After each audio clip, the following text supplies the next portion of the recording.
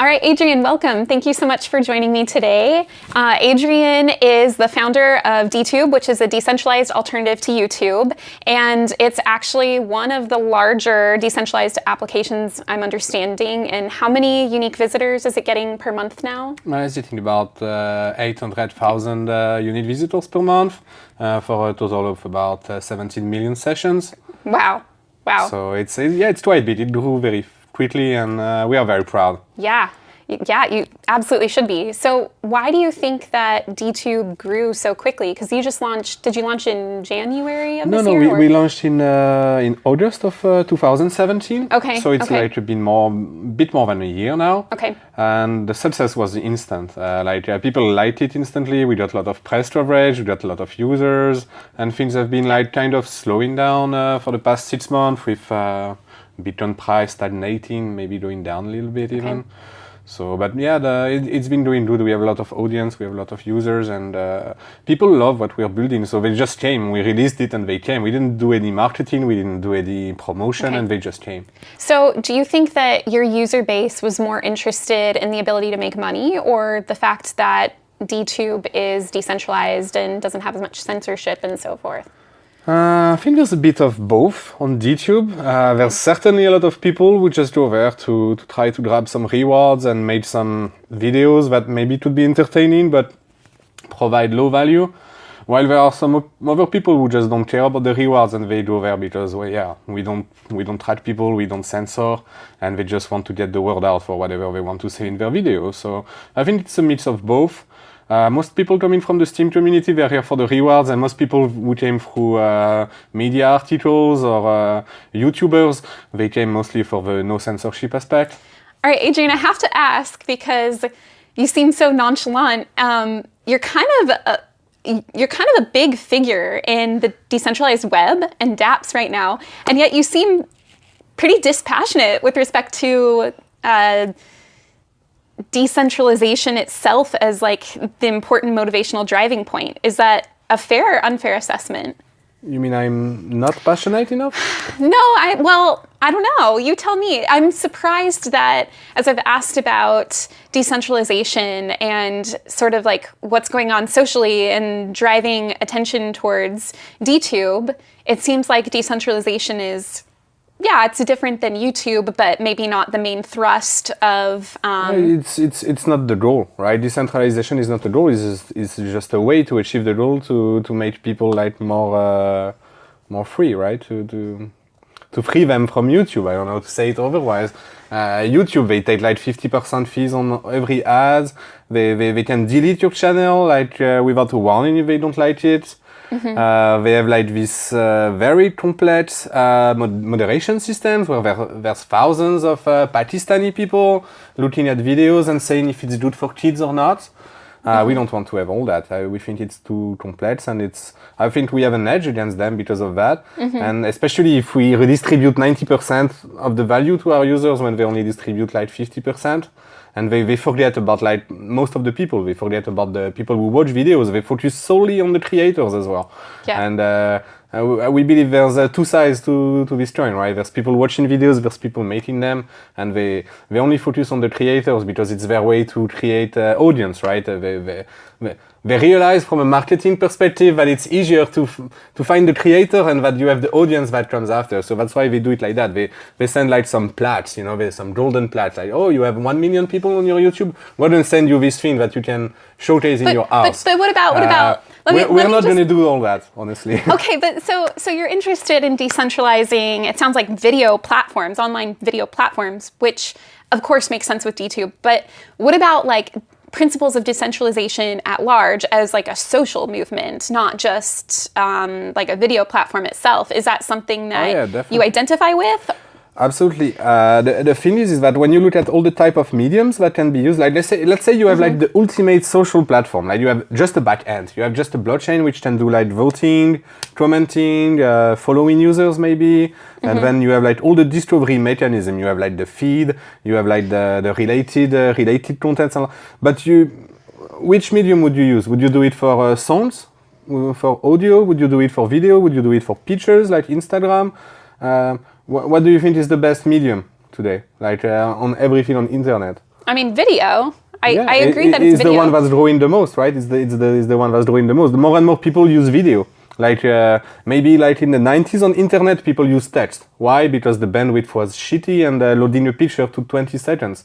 Then the bandwidth got better, people used more and more pictures. Now we have fiber optics in every major city in the world and people use video. And I think this trend will continue. I think more and more people will use video. And even if like there's still big websites using pictures or text today, they're gonna disappear. There's gonna be less and less of them and people will use video because it's the fastest way to communicate with people. It's the simplest way. I'm not saying it's the most descriptive because clearly when you make a blog article, it can be much more descriptive than a video. But a video is the faster way to connect people. If you look at young people and their internet usage, it's mostly videos. So do you see this as sort of like the Archimedean point to leverage decentralization in other areas as well? Or is this just sort of the one niche interest that you have? If somebody sees DTube being successful for a video and they want to take the same concept and do it for another type of media, then they can do it. I'm going to be really happy for them.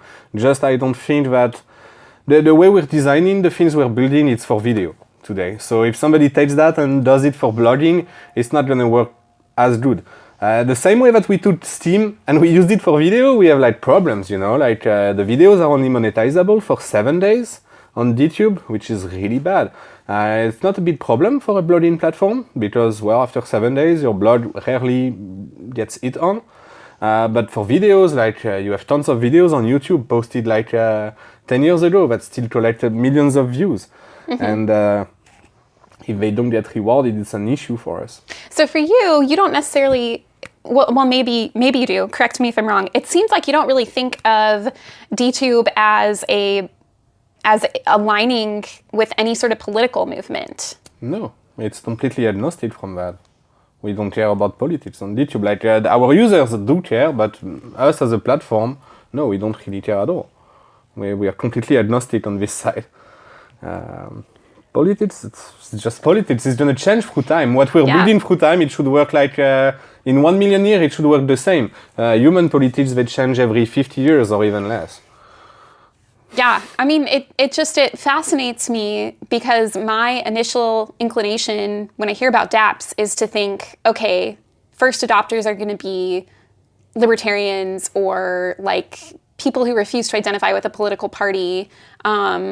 We want everyone. We want every side of course, to join and upvote and downvote each other. We want them to fight with votes, so we want everyone. If we have only one type of person on our website, what's going to be the interest of that? I don't know. That's the goal. I'm just expressing that I'm surprised that you seem also personally agnostic, just as an individual, to decentralization. Like it seems like you see that as a tool to get people to behave a certain way, but not as fundamentally good in and of itself. Yeah, I definitely think decentralization is a tool. It's a way to do things, right? You can do things centralized way, decentralized way, and I think today like everything is moving towards decentralized for certain reasons that we talked about, like privacy and incentivizations, this type of things. But personally, if I need to make something and the best way is centralized, I'm going to do it centralized way. But basically, it's just one tool. So I just use the best tool for the job every time. I try to at least. But yeah, certain things are better centralized. I can give you tons of examples of things that I believe will never be better decentralized than centralized. And I can give you opposite examples as well. And I believe video will be better decentralized than centralized. So what's an example of something that would be better centralized? Anything that requires control, and for example, if you want to make a currency that has reversible transactions, you need it to be centralized, I believe. Let's say you want to make YouTube Kids, right? YouTube Kids probably better centralized because you will need the moderation aspect. You don't want your kids to see bad things. You don't want them to fight on upvotes because anyway, kids don't have money, they don't have state, so it wouldn't work for them. Probably YouTube Kids is better centralized than DTube Kids if we ever wanted to make that. Honestly, if you gave me more time, I would be able to give you more answers of things that I believe like are better centralized, but there's tons of them. There's like so many of them. Things that you cannot even do decentralized, I think there's a lot. It just doesn't come on the top of my head.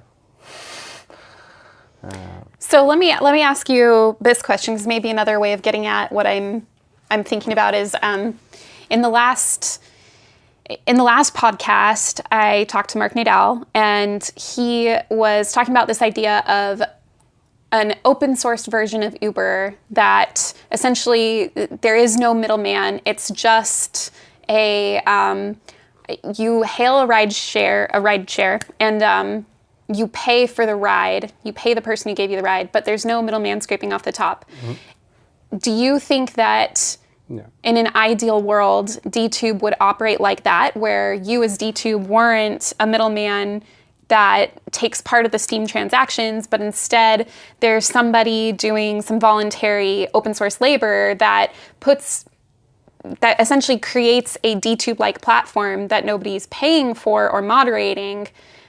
And so I guess the heart of what I'm trying to get at here is, would it be better that somebody was locked out of their ability to have power over the platform in the first place? Would it be more ideal for you to be in charge of coding DTube, or would it be more ideal for you to be locked out of having control of DTube, such that you don't even have control to change mechanics if you wanted to later on? I think sadly this wouldn't work if there was like no ad. I don't know. If there was no what? I'm sorry. No ad. You need someone to take the decisions of what gets merged into the code base and all that, and the person who has the decision of what goes into the code, inherently can like change the rules and make people behave differently, right? So the person who controls the code change basically controls everything. But in the future, maybe it's possible to have like something that doesn't change. Let's say we could have like DTube version 1.0, like final version, we consider it done. Then we put it like 0% fee, and nobody needs to make code, and then it's free. Nobody controls anything. But today, yeah, some people, we want to make changes on the website. Someone needs to have a little bit of control to control the code base. Steam does the same. Actually, Steam, whenever there's like a change to the blockchain, it needs to be agreed upon by the witnesses. So basically, there's like elected people in Steam community who basically, so I think it's like 2/3 plus 1, so it should be like 14 witnesses out of the top 20 need to agree for a change to happen. Okay, so there's like some kind of governance system. So kind of like Wikipedia, where certain people earn higher moderation power over pages and things like that? Yeah, except like it's actually, there's like a decentralized electoral system for Steam. It's not like Wikipedia where you just get hired by them and then you have powers. Okay. So am I understanding correctly? You're saying that like, yeah, maybe in an ideal world we would have a DTube platform where there wasn't a single person or team taking care of it, but just practically speaking, in the long term, I'm pretty sure you're right. In the long term, I'm pretty sure there's going to be tons of platforms like that. When people realize something works, they can just clone it and put it 0%, and that's what people want. In the end, I believe that's what people want. Like, even if 10% is pretty low, right now people are okay to pay that to help us like with the code and funding the platform and creating more code and improving it.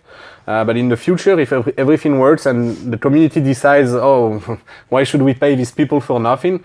Then yeah, they could just take our code, remove the fees, rehost it, and it would work.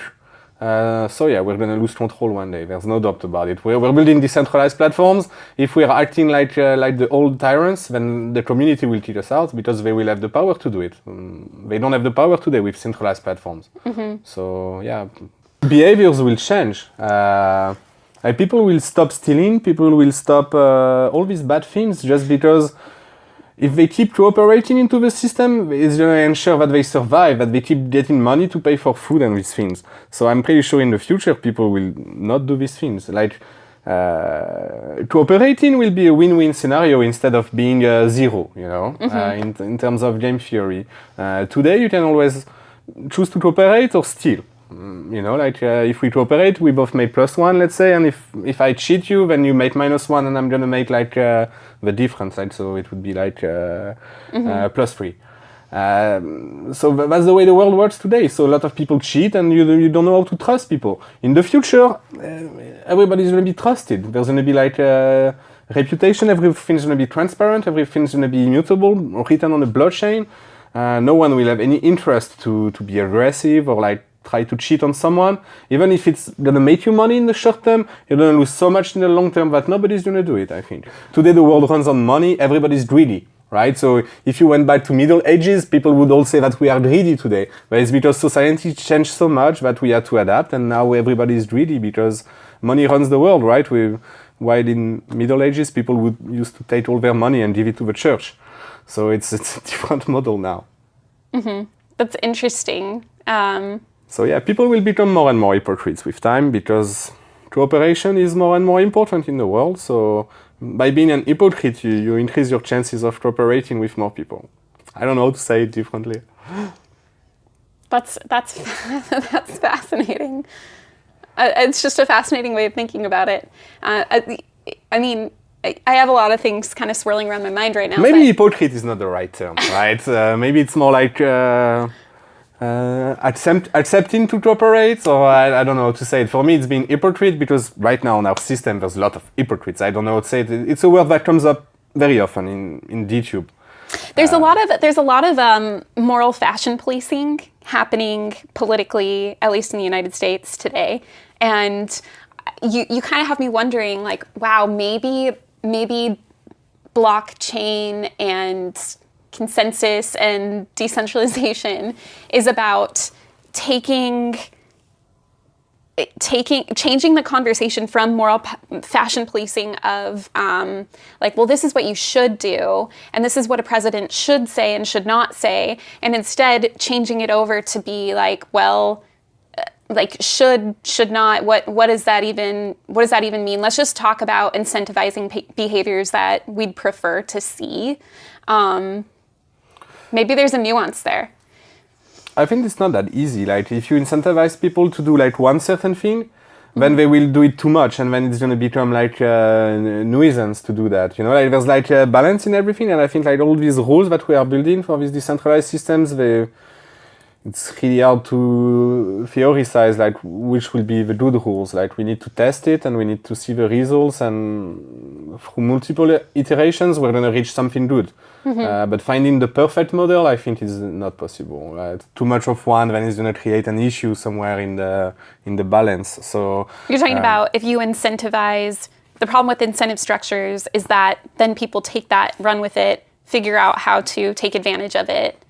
And it gets kind of out of hand. Exactly, and that's what happened on Steam. Most of the money goes to the authors on Steam, and that's why you see all these videos. Like a lot of people are just posting videos for the sake of posting videos without really thinking, do I want to make videos? Is there value to making videos? Will people enjoy watching my videos? They don't ask themselves these questions anymore. They're just asking the question, will I get a reward for making a video? And if the answer is yes, then they're just going to post a video, even if it's just walking their dog in the street. And that's bad. So if ultimately we want DTube to be a platform that has high quality content on it, is it possible for the blockchain to be used in such a way to incentivize certain types of social interactions as opposed to just being used for cryptocurrencies and finances? That's what we want to try to figure out with my testing frameworks that I developed recently. That's what I want to attempt to prove, that it's possible to make something stable that works, that is economically scalable. And right now we have no answer. Right now the only example we have is Steam, and doesn't work. It's not economically scalable. Like the audience on Steam, it grew a lot, and yet the value generated by the network didn't grow as fast as the user base because, well, maybe more abusers, maybe what we talked about, that because the incentivizations are not properly balanced, well, the system just ends up like blocking itself because people abuse something, and they have like a lot of issues to go out of this behavior after. So I think like everything lies in the way you set up the rules. If you set up like good social rules that make a balanced system, then I believe like decentralized social network will explode. Like it's gonna be more popular than Pokemon Go, faster than Pokemon Go. Were you aware of those problems in Steam when you chose to build on top of it? Yeah, I was completely aware of it. As I said, I've been a member of it like since almost the start. But it's just that, well, building a blockchain and all that, that's a lot of work. So, and it was just like a alter project when I started it. So now we're on Steam and we're still on Steam. Steam has been evolving. There's been an update not too long ago, but I personally feel like it's a bit slow. Like the development is a bit slow, and we will see how it goes. But for me, Steam was like a game changer. Like before Steam, I used to think that cryptographical systems, they were only like for currency. But it was good for Bitcoin. I was like, oh yeah, somebody found a use for that. For Bitcoin, we can do money decentralized. That's great. And then for a lot of years, people kept doing currencies on top of crypto, but only currencies. And when I saw Steam, I was like, oh yeah, this is great too. This is like really a great idea to do it for social instead of doing it for currency. So sure, it's more complex. There's more transactions. It's not just the transfer and all that. But now you can vote, you can post the content, you can follow people. You need to vote for the electoral system inside the network. It's much more complex. There's like 10 types of transactions in Steam versus only one in Bitcoin. So the code base is much bigger. It's more complex. It's more likely to break because it's blockchain tech. And when there's forks and things like that, it's really annoying.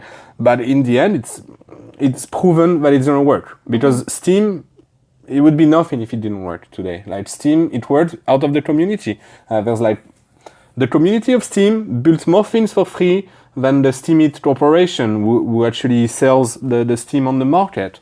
So do you have ideas for how to make or I should say how would Steam improve such that it incentivized like good and responsible social interactions as opposed to putting up like I think before when I had talked to you back a couple of months ago, you'd mentioned people are posting like these 5-second video clips and things like that, trying to just make money off of it. There's actually a new trend on DTube nowadays called DTube Snap, which is basically short videos, less than 1 minute. So this definitely didn't disappear.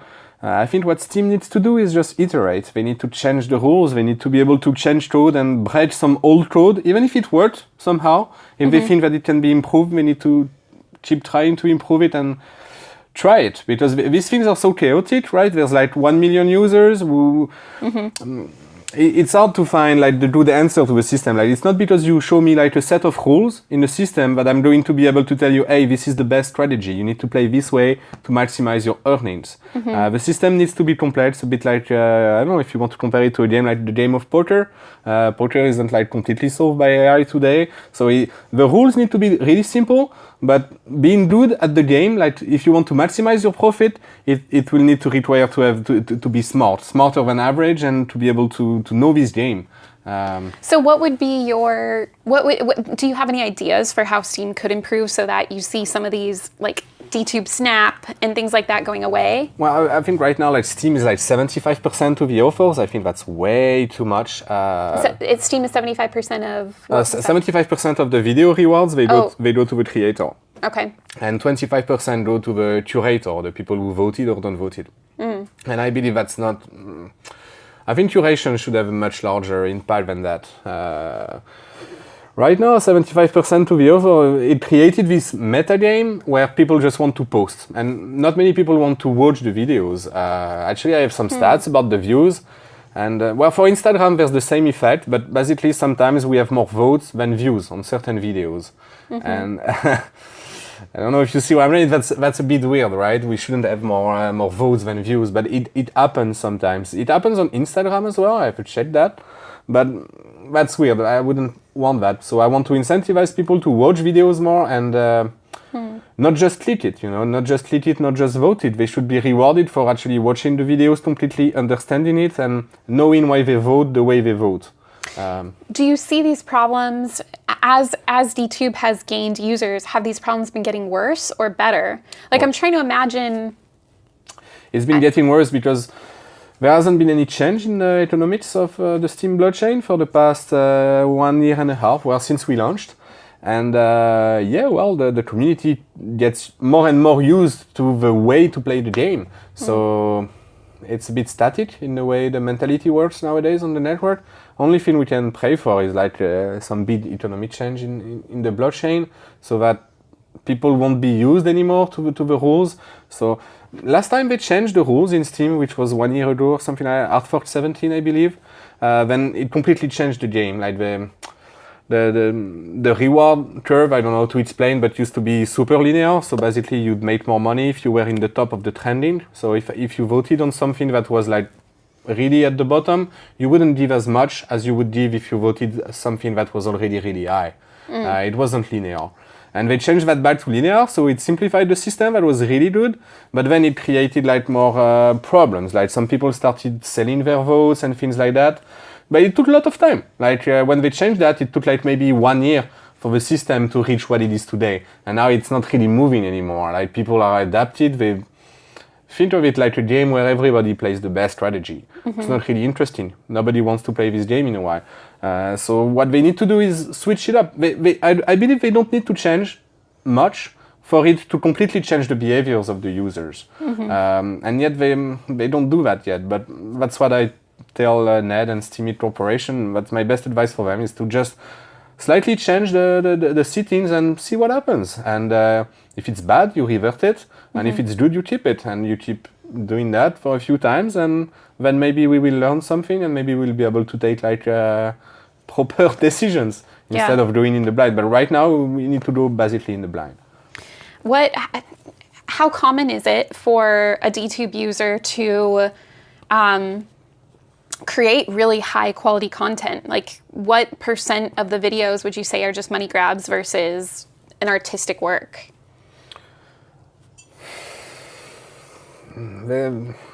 It's a difficult question because there's not really a line, you know. Like it's hard to say like this is crap and this is like art.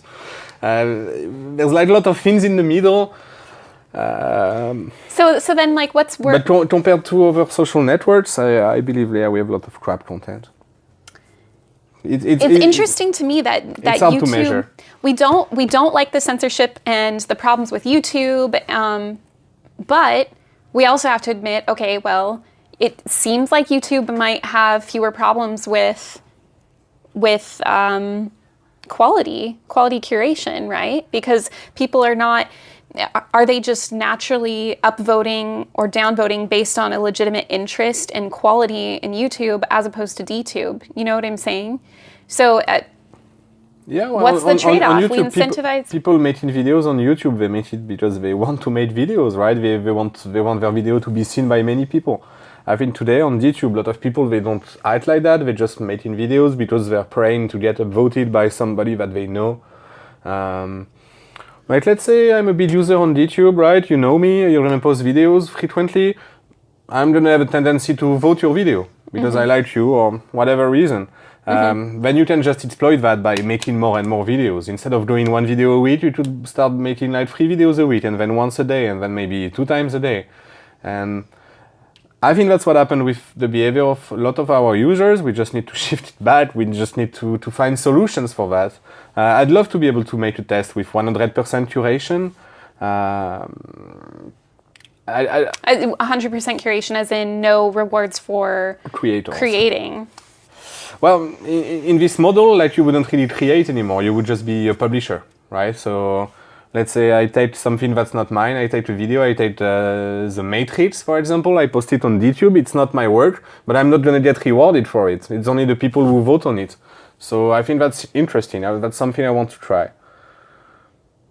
But I'm not sure it's going to be the best thing ever either. I think like we will need to make tests, adjust, see what works. But I believe in the end we can create something that really snowballs, that really create like the hive mind effect that people talk about in Steam, you know, where which definitely already happened in Steam in certain period of times where the Steam value has been growing. You know, the people, they get really like euphoristic when the value of Steam grows, and we have this hive mind effect. If you were on Steam back when it was like that, you would have witnessed that.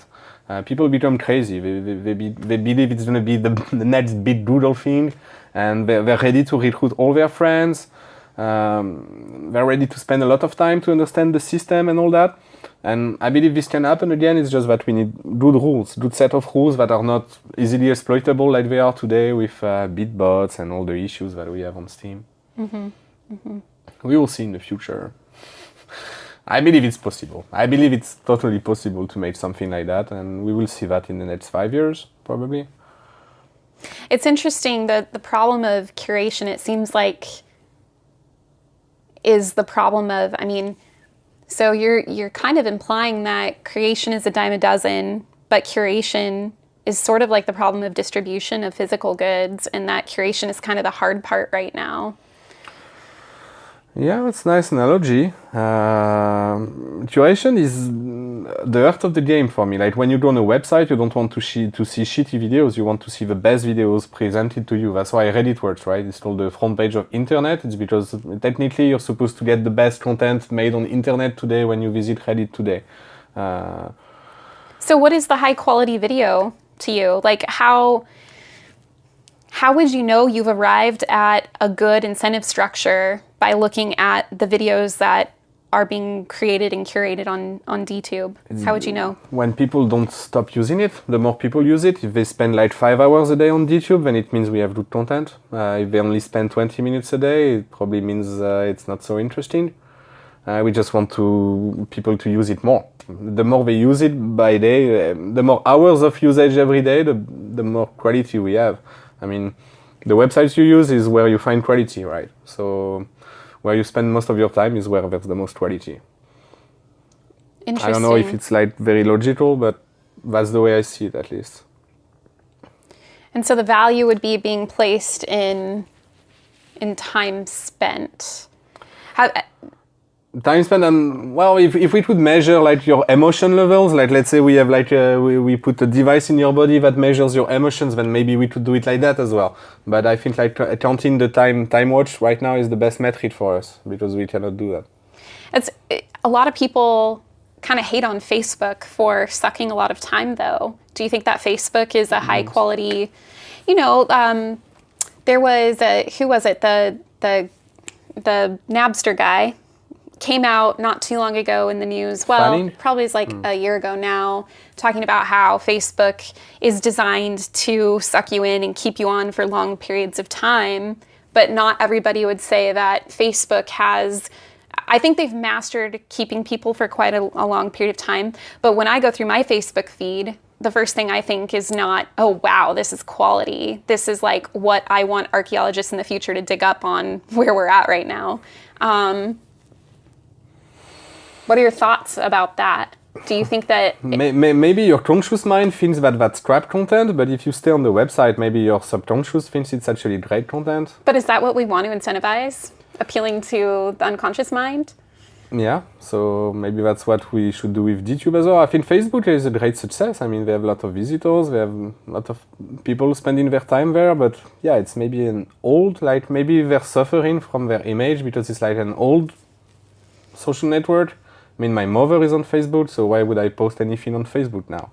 I think a lot of people think like that. Maybe it's a simple thing to say, but instant messaging, like there was like IRC, then there's been ICQ, then people have been using Yahoo Messenger.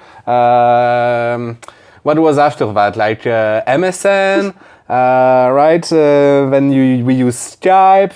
Now we use Discord. It keeps changing, right? And it looks like there's never going to be a monopoly in these things because people just want to switch up. They get fed up with things after a while, like in video games, like people have been playing like mobile games for a long time. Now they play like battle royale games. The trends, they change, right? The trends just keep changing. Maybe like 10 years ago, people wanted something like Facebook where you could like select your friends and refuse people as friends, accept them, and if they don't friend you, they don't see things. Maybe in 5 years, people will want the total opposite, where everything is public, where you put like stories like Instagram and everything is public, everybody can comment. Things change. I think trends change, and I don't know where it's going. I'm going to press in a little bit more on this issue, though,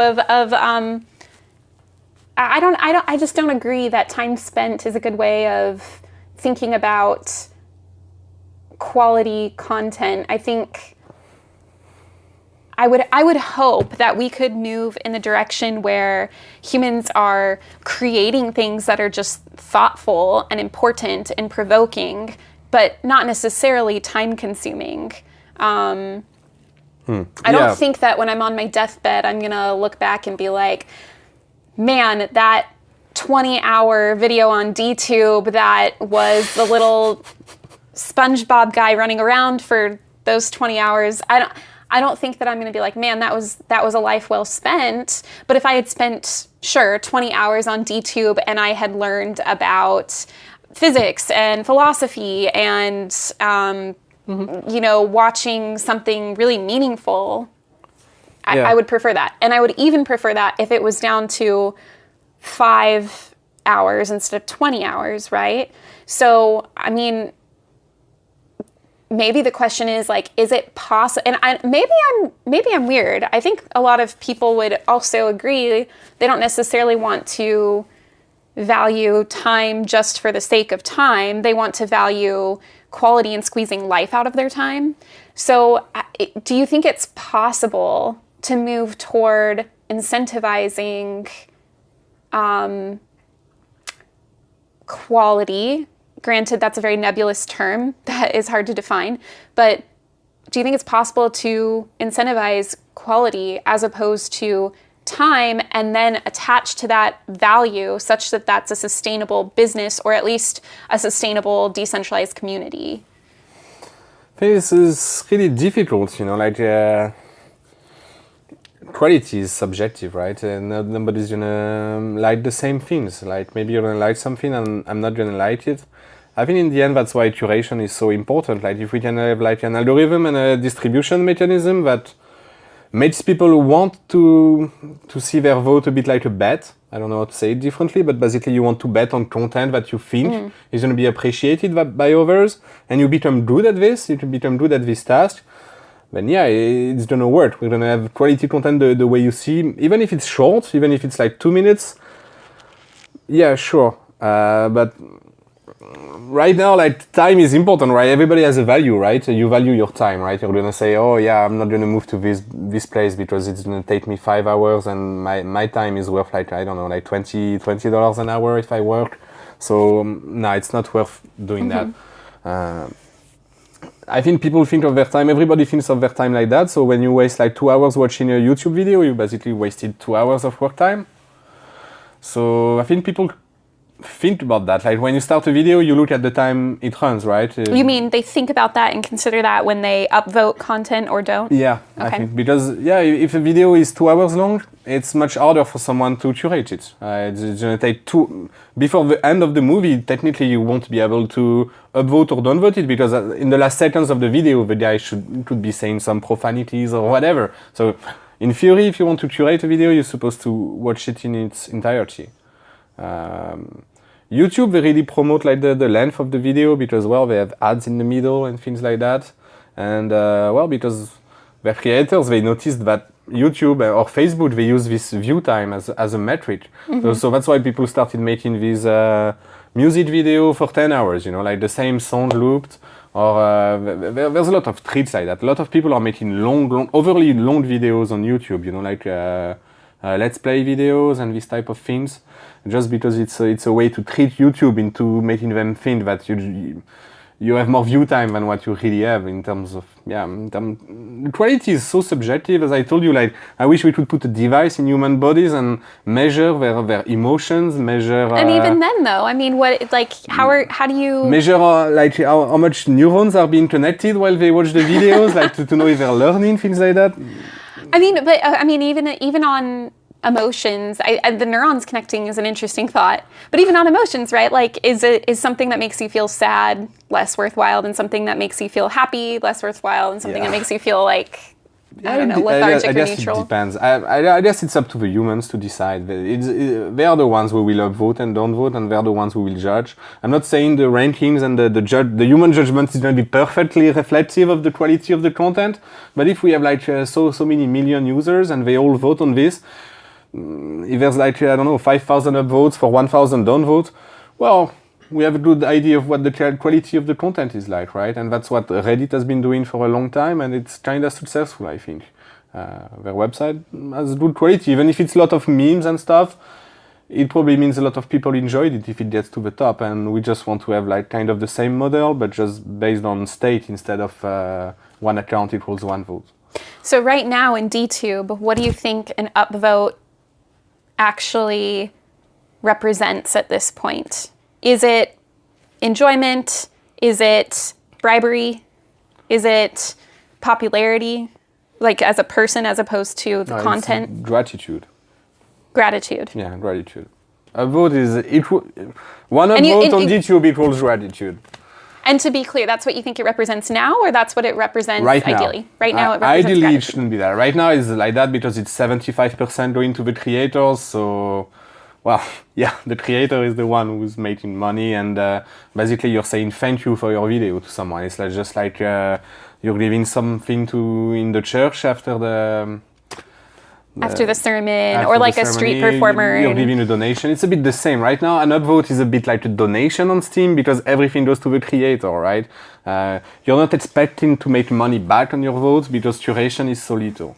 But once it's going to be the case that you could make your money back plus more with curation, the mindsets will shift in the community. People who will start voting in a greedy way instead of a gratitude way. Instead of saying, oh, thank you for your content, they're going to say, oh, I vote on this and I'm not going to explain why. I vote on this because I think a lot of people are going to vote on it after and I'm going to make money from it. And I think that's going to work better than Reddit. Sadly, I think that human greed is going to make like this type of behaviors better because people will think about how to perfect their votes, how to stop voting on shitty content. I mean, today, even myself, sometimes I'm just going to vote on something even if I didn't watch it fully, right? Sometimes I'm even only going to watch the title and the description and I'm going to vote it because I already know what to expect in the video. Maybe I shouldn't say that because the members of DTube won't be happy when I say that. But sadly, it's the truth. But it also, I mean, the curation piece is going to enter into this whole new meta level, right? Where I actually just listened to a lecture talking about some of the issues involved with like why the medical residency program in the United States was adopted, which is like how we match up doctors in training to a facility where they finish and complete their training, and how that's similar to applying to universities as well, where the schools that students are applying to when they apply to college aren't necessarily a reflection of their real choices it's not a reflection of their real preferences necessarily. They're applying to schools that they think will think favorably about them, so they're trying to sort of reflect, right? So is curation going to incentivize, once that becomes an emphasized piece, is curation really going to emphasize quality and thinking like, wow, this is really quality piece? I'm guessing it's probably going to incentivize like, what do I think other people are going to think about this person's release? So I'm going to wait for Taylor Swift to release her music video because I want to be the first person to upvote it, because I know other people are going to think that this is cool and other people are going to have similar thoughts to me. So if I happen to be the 100th person out of the million that are waiting for the second that video is supposed to be released, then I can make it big. It's just like a game of hotkeys, you know? Yeah, but what if Taylor Swift never makes a new video? What if there's like, what if her next song is actually shitty and nobody likes it? A lot of bots, computer bots could actually use your strategy, right? They could say, oh, we have this list of all these good creators that usually they do good quality. We're going to vote on them instantly. Right. Because we are robots, humans sleep, so robots have an edge on humans. We're going to vote instantly as soon as it comes out. Yeah. And we're going to beat like at least 1/3 of the field of all the people sleeping. Well, if a lot of people do that, then your strategy is going to be dead in the waters, right? You're not going to be able to do this strategy yourself unless you code a bot for that. Because you're saying the power is relative. So if there's a lot of bots doing that, then it's gonna equilibrate, right? Maybe a human will be able to find a winning strategy against all these bots because there's so many of them doing that. Then it's going to become easier for a human to beat them with like an opposite strategy. In the same way that in poker, if everybody plays very little hands, then you're gonna have an incentive to play more hands yourself. While if everybody will play really crazy on the table, it's better for you to start selecting your hands more in order to have a bigger return each time you play. I don't know how to explain it simply, but basically, I mean, it's still you still have the problem though of people just trying to game the system rather than paying attention to the content itself. People will always try to game the system. There's right. no way around that. As long as you have money, people will try to game the system.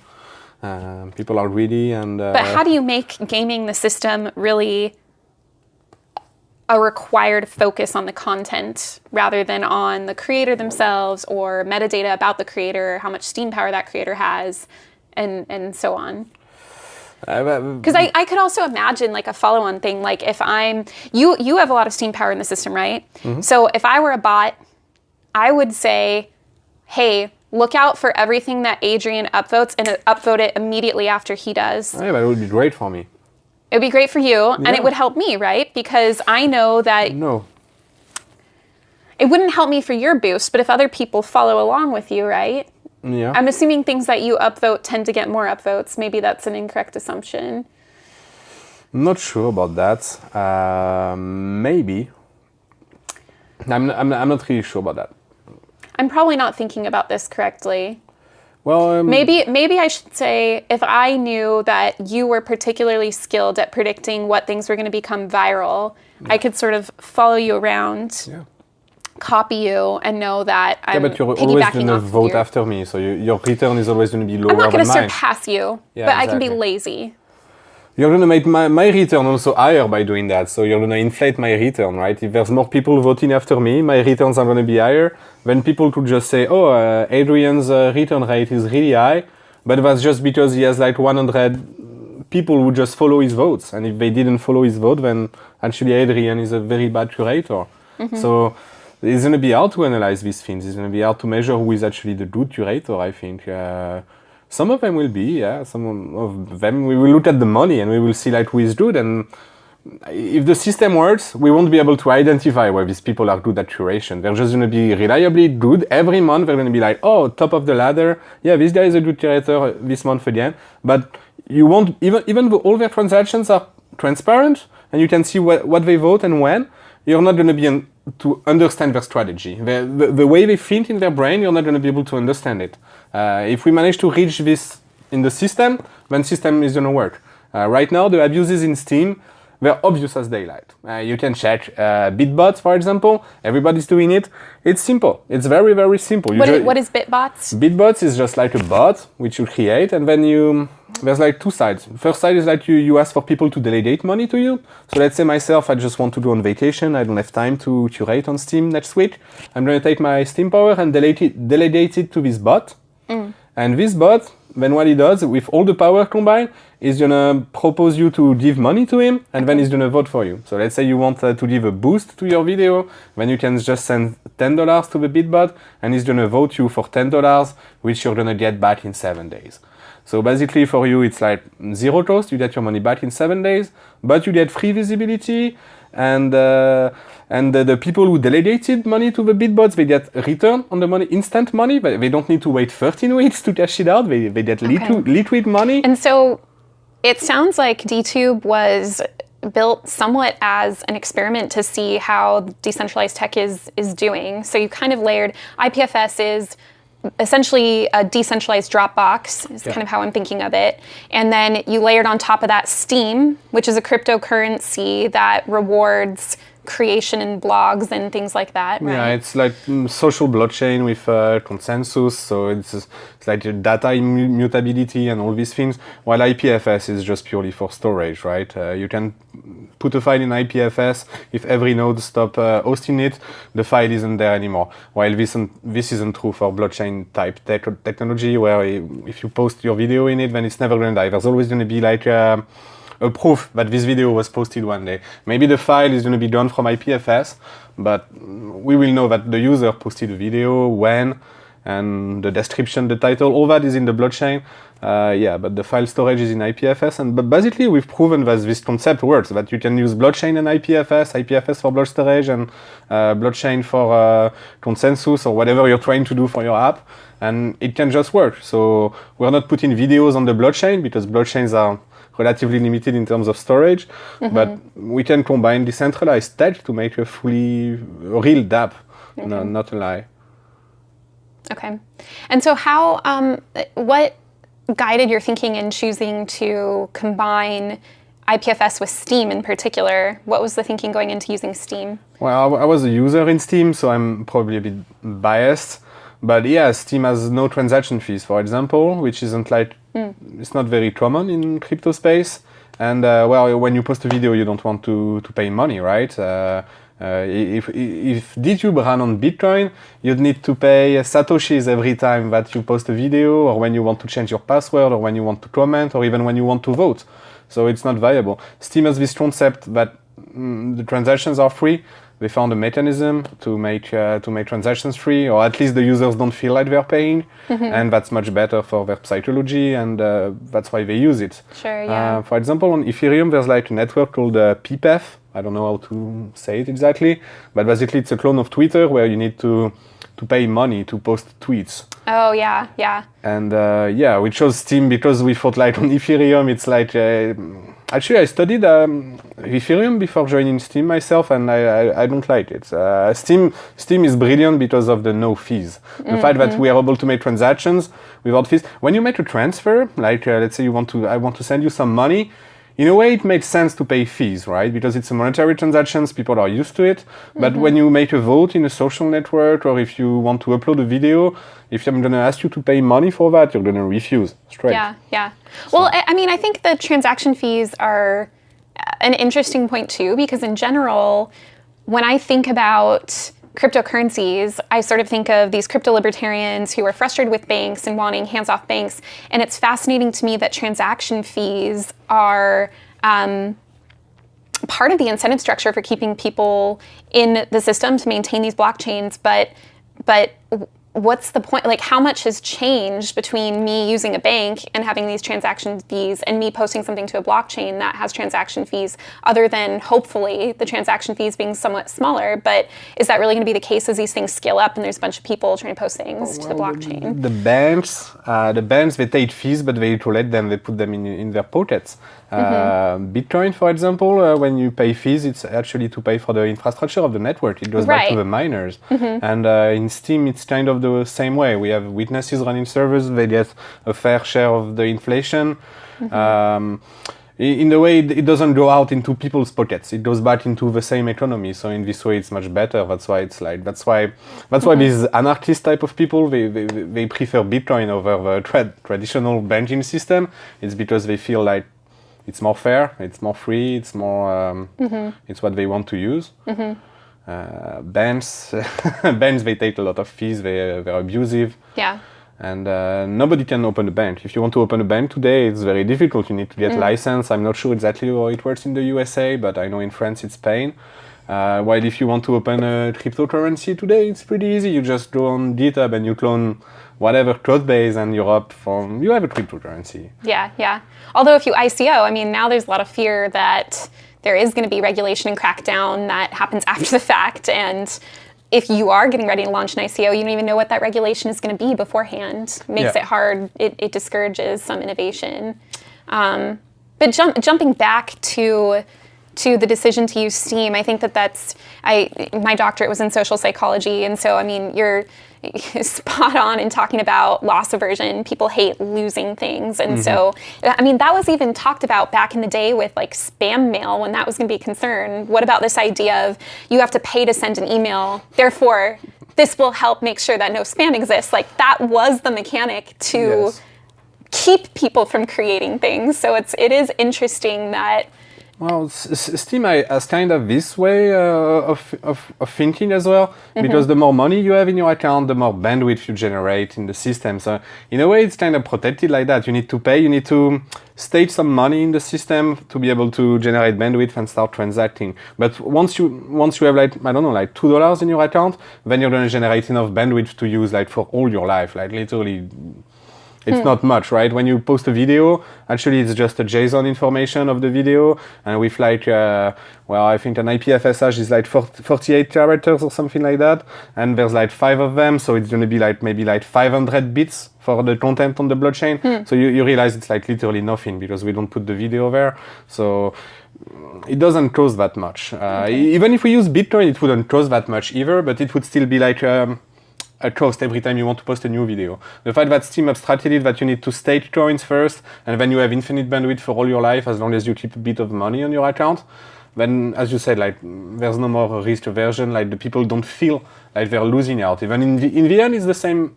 It's kind of the same thing. There's still fees. You still need to pay for the bandwidth in some way. It's just that in Steam, like they change the way it works in people's brain. They don't feel like paying at all. Yeah.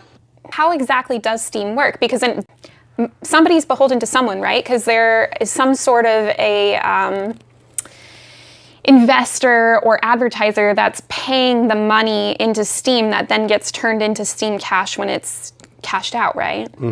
So I guess it's interesting to me that Steam is being used in a decentralized setting, but it seems like these upvotes and Steam power could be used as its own form of censorship if the people who are purchasing the power and pumping it into the system in the first place It is already used like that. There's some people who hate me on the network and they just don't vote my comments. They just they call me a homophobe and things like that, just because they have power in the network and they can do it. And for them, it's entertainment. Even if there's people like me who do like good things and like try to help the community, there's just some rich people who are just gonna go there, don't vote you, insult you, and because they're richer than you, their voice is gonna stick out and you're gonna be at the bottom. But that's the way the system works. If you keep working hard, they're gonna lose their money, you're gonna make more money, and at one point there's gonna be an equilibrium between you and them, and then you're gonna win. What matters is the people who can read you and understand, and they choose, right? The people you fight against, if they're richer than you, you're gonna lose, but if a lot of people back you, then you're gonna win. So it's kind of a social game, you know, it's power and social. So you're saying that, just to make sure I'm understanding correctly, you're saying that some people in DTube, just whatever you upvote, they naturally don't want to just because you're a powerful figure in the system? Or? No, not like that. Like sometimes I make some comments where I want to discuss certain issues in the system, and these people, they don't want to fit these issues in the system because, well, most of them are people against me. They're profiting from these issues in the system, so they don't want the system to change. So then they would just go and don't vote my comments, so that I lose all visibility and nobody reads what I have to say. So it's just about reposting. My strategy against these people is just, well, I'm gonna repost my comment. You don't voted it, you remove the visibility from it, I'm gonna post it again. It doesn't cost me anything to post it again because I have like so much bandwidth in the network. So they just need to keep downvoting me and waste their power and waste their rewards. So in the end I win, it's just that it's boring for me, it's more work. But the system is not perfectly equilibrated right now on Steam. Like these things shouldn't happen, I think, in a good social network. Like if somebody wants to drop my visibility and he paid for it, I shouldn't be able to repost the same thing. But nothing is perfect right now. It's still a test stage, even Steam. Steam is the first attempt at a true decentralized social network with like crypto incentivization, I don't know how to say, with like trying to change the way people think by giving them like certain incentivization, rewiring their brain with money. I think that's the first time this happened. Like there's other decentralized networks, but they don't do that. They just focus on sharing in a decentralized way. They don't focus on the economics and changing the behavior of the users. They just want to copy something existing.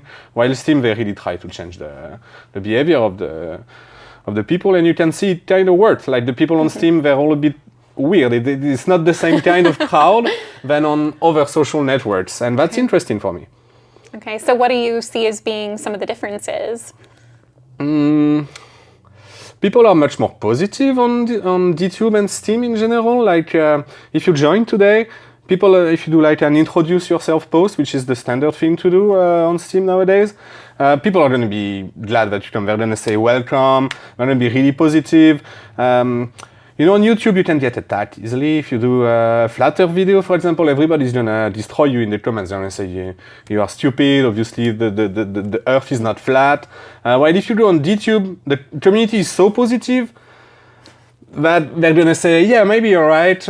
Interesting argumentation. Maybe the Earth is flat, even if they know that it's not flat. Just because it's a bit, they're trying to make connections. They're trying to make friends because you upvote someone, they upvote you back. You know, it's a bit of a friendship thing. Do you think it is a friendliness thing, or is it possible that it's a open-mindedness thing? I think it's like 99% hypocrisy, but... Hypocrisy? Hypocrisy, yeah. In what sense? Because I think like naturally people, they don't want to love each other, right? I mean, on this now they do. That's because we created the incentives for that. But naturally, you know, like there's a Latin saying like man is a wolf for man. I think that's true, right? People want to destroy each other. Like you need to work on people to take what they have and make a spot for yourself. But now that we have tools like that, I believe this is going to change in the future. Like it's not going to be about killing people to take their assets. It's going to be about cooperating with them and splitting it in a fair way. So are you suggesting that DTube is full of a bunch of hypocrites? That's a good question. Yes, I think there's a lot of hypocrites on DTube, on my website. Well, and how about comparatively, though? I mean, do you think that there are comparatively more hypocrites on DTube than on YouTube or Facebook? Definitely, yeah. Oh, okay. I think there's a lot of truth being said in some networks like YouTube. YouTube is very harsh. If you look at the comments on some videos, absolutely. They even have a feature to disable the comments. That's how harsh it is, right? For us, it's really hard to find a video with negative comments. It's really, really hard because whenever you post a negative comment, you run into the risk of the guy don't voting you. So basically going on a personal vendetta against you, and then you're going to lose reputation and you're going to lose rewards. You're going to lose money. So if you go on YouTube and you insult someone, you're not going to lose anything. All you can get is reported to YouTube and maybe your account is going to get frozen.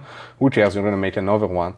That's ironic. I mean, I just think it's so funny, and it's so ironic that you're kind of suggesting that centralization breeds just unkindness. Well, I don't think it's centralization. I think it's the reward mechanism in YouTube that people are just naturally what they are, right, on YouTube. So if there's something they don't like, they're going to say it. I think on DTube and Steam, when there's something they don't like, they're going to try to see it in a different way, to be able to make a positive comment and maybe make a friend instead. Maybe they don't agree, but if they're going to disagree, they're going to do it in a polite way and a nice way instead of just being harsh like on YouTube. Just because of the incentivizations, because you're afraid of being downvoted back, you're afraid of making an enemy when you know that they can take rewards away from you in the future. While in YouTube, you have nothing to lose. I mean, there's no money involved. You'll just make an enemy, so what? He's going to downvote you, so what? It doesn't matter. Yeah. Now, am I understanding correctly? So YouTube has the problem of like Sybil attacks or what is it called, whitewashing, where you just restart, you make a new account. Is that possible with DTube, or is it not, because your Steam power is linked to an account? Yeah, but you can cash out your Steam power. It takes like 13 weeks to... Okay. Every week you get 1/13th, and then you can send it to another account if you want. But everything is transparent. If I look at your wallet, I can understand your new account is you. You know, I can check it out. Well, you can go through a coin mixer or things like you take your coins and you send them to an exchange, then you make a new account. Yeah, that's true. So it's a significant hurdle, you could do and that. You can't completely come clean. Yeah, it would take you like 13 weeks to make a new account and whitewash your account. Let's say you have like a lot of bad comments, a lot of enemies, and you want to stay clean out of that, start anew. then yeah, it will just take 13 weeks. But you can still do it. It's just that Sybil attacks doesn't work on our system. Like if you make multiple accounts, you're not going to get an edge from it because everything is based on the state. So if you make 10 accounts and you split your state in 10 parts, in the end you have the same power and you're just wasting your time. Like it's better to put all on the same account and just use this account. Okay. So this kind of makes me think some more about the curation issues, because it seems like you're saying, okay, well, we're incentivizing these false fronts out of people, but these are false fronts we want to see. We want to see people being kind. We want to see people being friendly.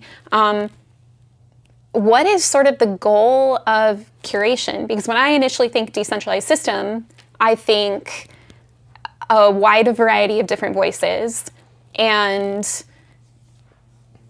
I'm not sure if when I go to DTube's homepage, what am I supposed to see? Am I supposed to see a variety? Am I supposed to see the most friendly people's videos? Right now we focus happens? really like Reddit, on the trending, on the ranking algorithm, because that's what Steam did originally, and we don't have any... Is that based on views or on It's based on votes. Yeah, it's based on only. votes. Okay. Not on votes, but on the value of the votes. So based on the state spent as a vote. So it's very interesting because, no Sybil attacks, contrary to Reddit. Reddit, you can make 10 accounts and make 10 votes, and then, basically you've cheated the system. Here it doesn't work. So we think that doing an algorithm like Reddit on top of something like that, where really you have state, you need to have money that powers your vote, is really interesting because, no Sybil attacks. And, a lot of websites have proven that this is useful. When you go on a website, you want to see the best content, right? YouTube, they focus a lot on what you like the channels that you subscribe to and things like that. We don't do that yet because it's not available in the Steam blockchain, and IPFS doesn't allow to do that either. But that's things we want to do, obviously, in the future. Right now, it's just trending and odd because it's the simplest thing to do for us. Okay. So if I wanted to see a specific video at the top of everybody's feed on DTube, I would have to buy into Steam and then use that power to upvote like a whole lot. Like, how do you gain Steam power? Is it solely based on purchasing, or is it also based on content I've created myself? Yeah, half of the rewards you make, they go into Steam power, and the other half, they go into Steam or Steam dollars, which are liquid. So just think about that half of what you make goes into a lock mode for Steam power, and the other half is liquid, and you can buy a new camera lens or whatever with it. But half of it is blocked into Steam power, but also at any time you can buy like Steam or any cryptocurrency, convert it to Steam power and power it up. But honestly, if you want to gather support, that's not the best way on Steam. The best way is to network, a lot of people who have stake, and that's how you grow. Yeah, it's interesting. It reminds me of a conversation I was having with a friend recently about how there seems to be a shift in sort of this social economic trend toward wealth being involved in relationships and in connections, and essentially sociality, as opposed to capital itself, because now goods are digital and they're infinitely replicable. And I don't know, is that a good thing? Do you even agree with that? I don't agree with every good is being you cannot copy things because they're digital sometimes. There are things which you cannot copy a Bitcoin, right? Bitcoin is digital, but you cannot make a copy of it. Okay, so there are exceptions. Generally, yes, you're right. Like a video, a movie, music, you can duplicate it infinitely, even if it's not legal. But you still keep the original file. Bitcoin, when you send it, you lose the original, even if it's digital. So, technically it's not entirely true, I guess. Okay.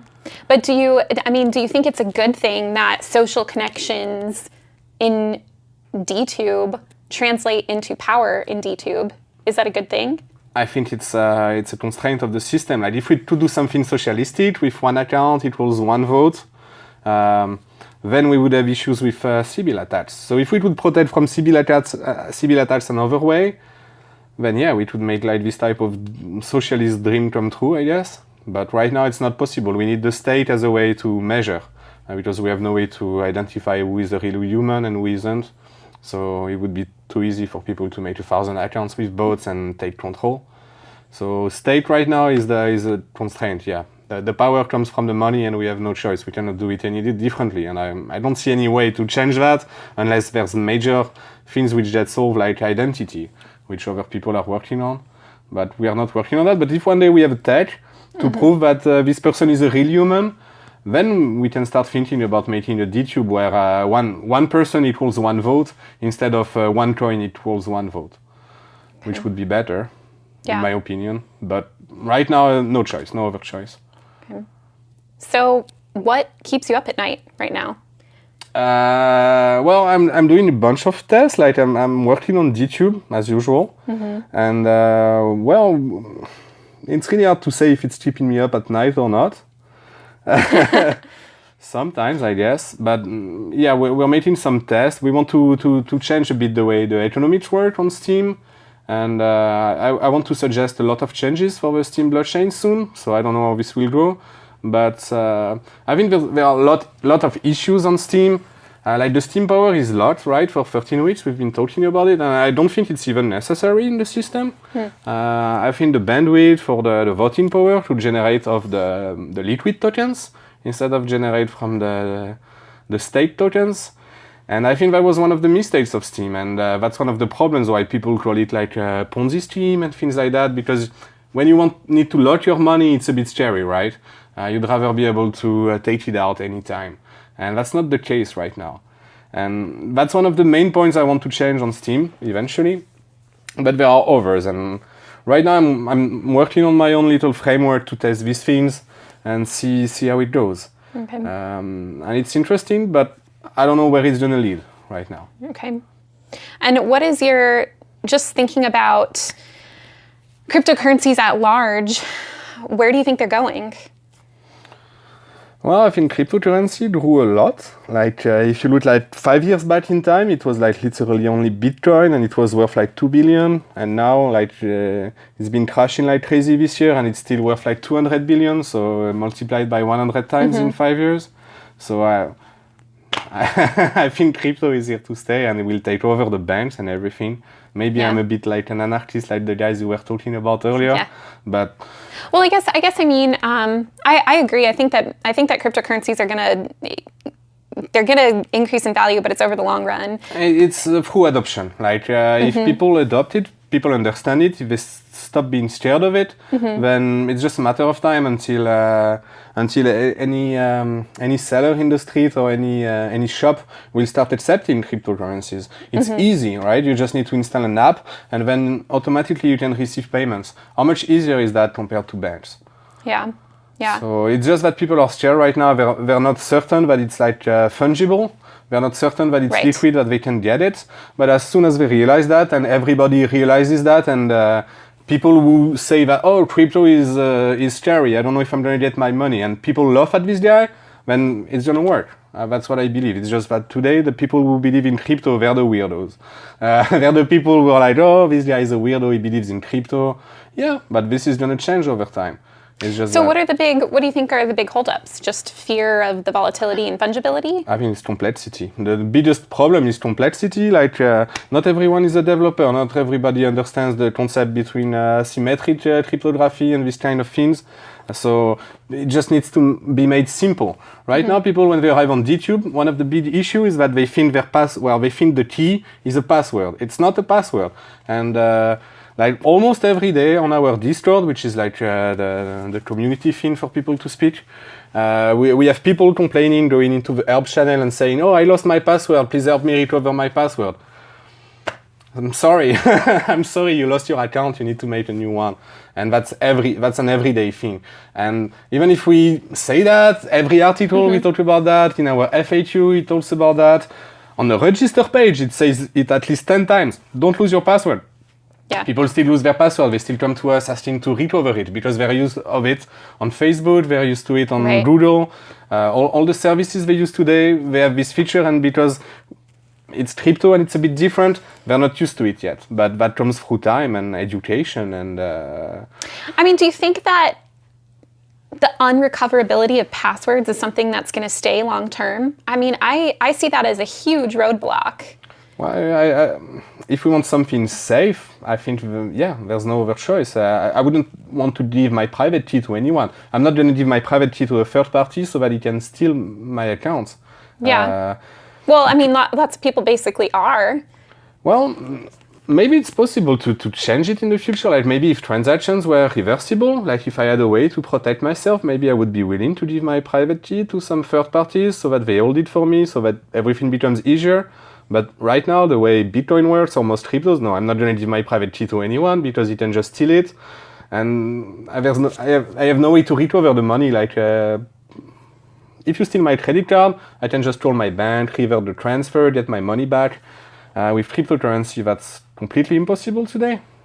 So I mean, I find it interesting that it seems like people want the ease and usability of a bank, but without the downsides of a bank, right? We always want the best of both worlds. But with a bank, nobody's concerned about passwords getting stolen. I can reset my bank account password whenever I want, and it's not like this big, huge deal. So why is it such a big, huge deal to the crypto world? Is it just because the principles that drove them to adopt crypto in the first place are that they don't want to be able to password reset at their bank? Or is this just like this headache that needs to get sorted through? Well, I kind of think it's just a headache that needs to get sorted through. You don't really own your bank account. I mean, if you look at it technically, you don't own your bank account. It's the bank that owns it for you and gives you access, right? So if you lose access, you lose your password or anything, you can just call them and they block everything. Like the money stays inside their bank. Cryptocurrency, like it's literally the jungle. It's like... if somebody steals your coin, it's like they come to your house, they steal your gold and they run away. You have no way to get it back. It's really scary. I mean, it's money. People don't want to lose it. Banks, they provide a lot of services. They've been existing for a long time. And cryptocurrency, maybe they can evolve. But today, it's really simple. It's just like cold hard cash. So it's really hard to have something really as secure as a bank today, and I don't think we will ever reach it because it's decentralized and it's easier to secure assets in a centralized way, I think. Well, I don't know. Maybe some people will do great things with cryptocurrency. We're not focusing on that. We're not focusing on the monetary application of crypto. We don't care about that. Like Steam has done it. It's really easy to make a cryptocurrency nowadays. It's literally the easiest application of blockchain is making a currency.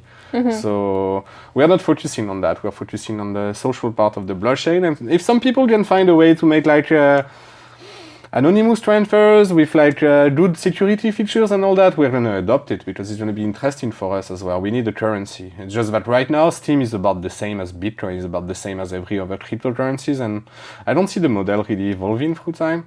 I don't think there's many ways to solve that. I don't know. Okay.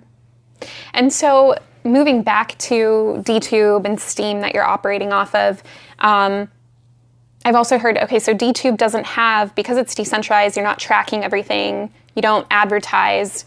How is DTube making money?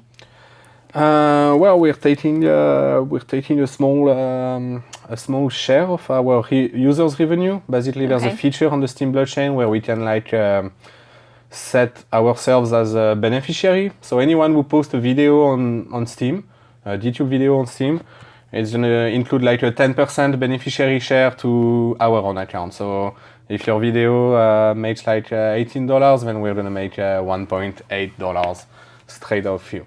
So it's like a fee right now. And well, we lowered that recently. It used to be 25%, and now we got it down to 10%. So it's a nice drop. And while people have been complaining before, they are not complaining anymore. So we think 10% is actually fair. People don't complain. That's the way we judge about that. Are you planning to maintain that as the long-term monetization model? We're really not sure. Right now we use that, but in the future we really don't know how we're gonna, what the business model will look like and how we're gonna make money. We have so many options, like we could do ads, we could do donation models, we could do like even VOD, I don't know. So we have tons of monetization options, and right now it's just the simplest one and it works. But as we're gonna add more features to the website, I don't know how it's gonna work. I have no idea we're gonna make money or if we're even gonna make money in the long term. Yeah. So just we have to wrap up in a couple minutes, but just for final thoughts to leave everyone with, what do you have hope for the future that this is going to work out and we will figure out some way of incentivizing decentralized cooperation and curation of quality content? Is that possible? Can you repeat, sorry? Yeah, just I'm wondering if you have hope for the future that it's going to work out, or are things like bitbots always going to kind of plague the system? Well, we just need to adapt the system. I have no idea. Personally, I really hope, I'm a believer that it's going to be possible to have like a real system that works, where there's no obvious exploits like bitbots, and where only like good players, good curators like will stand out, and it will be like an interesting game. Nowadays, I think like I don't know how long it's going to take to reach that. I think we need to make multiple experiments, look what's working, look what people like, and combine it all into something good. And right now, we're not that far yet, right? We only have Steam. There's a few copies of Steam running, but they didn't really change the model so far. We will see how it goes. It takes time. Great. Well, thank you so much, Adrien. No really problem. appreciate your conversation and you coming on today. So thank you. Thank you, Amber.